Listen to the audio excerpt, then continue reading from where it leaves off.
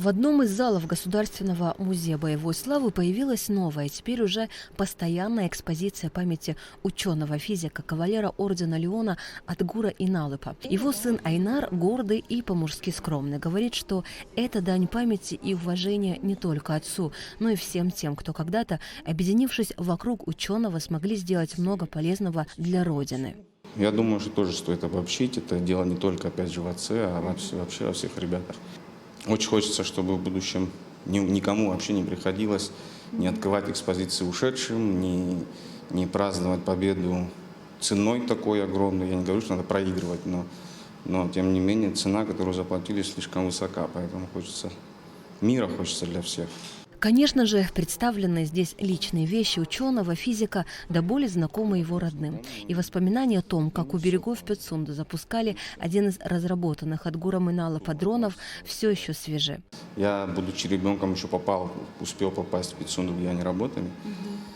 Тогда я, конечно, не осознавал этого. Сейчас я понимаю, насколько вот самоотверженно они занимались своим делом. Адгура Иналыпа в научной среде высоко почитали за его знания и талант. Автор 17 научных работ успел поучаствовать в международных научных проектах по изучению кометы Галлея и спутника Марса, Фобоса. Одной из целей его работы была подготовка аппарата для осуществления ионного зондирования поверхности Фобоса. Аппаратура, в создании которой активно участвовал Адгур Иналыпа, была установлена на межпланетной станции Фобос и запущена в космос в 1988 году. Спустя годы после защиты кандидатской диссертации в Абхазии началась война, и его научно-практические знания нашли применение. Курсанты военного училища Минобороны Абхазии с интересом рассматривают радиоуправляемую лодку-торпеду, на современном языке дрон. Сформированная приказом министра обороны республики группа по созданию таких лодок-торпед работала буквально в экстремальных условиях,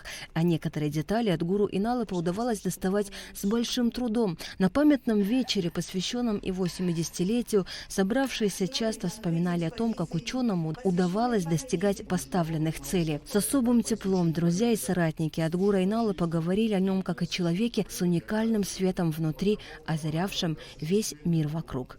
Воспитанный в семье замечательных интеллигентов, исследователей, патриотов Абхазии с большой буквы, Шалвы Иналыпа и Мира Хаталашвили, Адгур с детства впитал в себя все то, что впоследствии сформировало его личность. И все же что-то в нем было исключительное, что нельзя объяснить даже прекрасным воспитанием. Особенный человек, с которым можно встретиться раз или два в жизни. От него исходила какая-то аура, и все, кто был рядом, это чувствовали. Становились лучше, спокойнее, проще. Я до сих пор думаю, что красивее Адгура вообще не было абхаза. Он был таким не только внешне красивым, но и внутренне очень благородным, харизматичным, таким человеком. Студенты прямо боготворили его. Ректор Абхазского госуниверситета Олег Угварамия вспоминал, как Адгур Иналыпа начинал учебу и его переход в уже более значимую научную среду за пределами Абхазии. Олег Алексеевич не единожды отметил, что многие умы Абхазии, к большому сожалению, не сумели сберечь. Каждый командир, берегите тех талантливых людей, которых мы можем потерять, потому что они впереди всех бегут, мы уж не хватки нет. А сколько ребят, я помню, что тогда я назвал Адгура. Берегите, говорю, Адгура. А что получилось?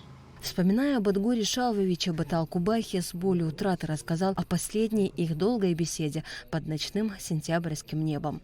Адгур, почему ты занимался какими-то вещами, которые нам необходимы, лодка, метео? А он сказал, а ты почему? Я не знал, что ответить на этот вопрос, почему я. Он сказал, а кто может быть иначе? И вот, когда 18-го это случилось, мне пришлось вести его, и он умирал у меня на руках. И с нами еще был молодой парень, которому 16 с чем-то лет было, он тоже был ранен. И он плачет, а он говорит, почему он умирает? Лучше бы я умер. Почему он умер? Он ведь с нами был всего 4 дня, но столько всего он нам сказал молодым. Говорит, Почему такие умирают? Такие люди должны быть для того, чтобы мы выжили. Адгур Иналапа погиб 18 сентября, незадолго до взятия столицы абхазскими войсками. Нала, дочь Адгура Иналапа, с упоением вспоминает о временах, когда отец был рядом. Рассказывает, как много информации можно было узнать из мира космоса, находясь с ним. Нала говорит, что увлеченность наукой не ограничивала его от любых других занятий. Отец увлекался альпинизмом, геологией, программированием, а будучи учеником 10 класса, совершил восхождение на Эльбрус. Обладал свойством, увлекаясь чем-то, увлекать за собой. Ты сам того не замечая, приобщался ко всему тому, что он любил. С уходом Адгура Иналапа для родственников ушел близкий человек. Для друзей и коллег незаменимый друг и ученый. Для матери эта потеря и вовсе невосполнима. А для дочери боль от ухода отца еще сильнее вонзается в душу вместе с тем, как растут собственные дети. Когда ты осознаешь, насколько важным было бы его мнение, и, безусловно, воспитывая своих детей, я считаю, что им очень не хватает их дедушки. Я думаю, он очень многое мог бы привнести в воспитание моих детей. Асида Малия, Камила Джапоа, Абхазское телевидение.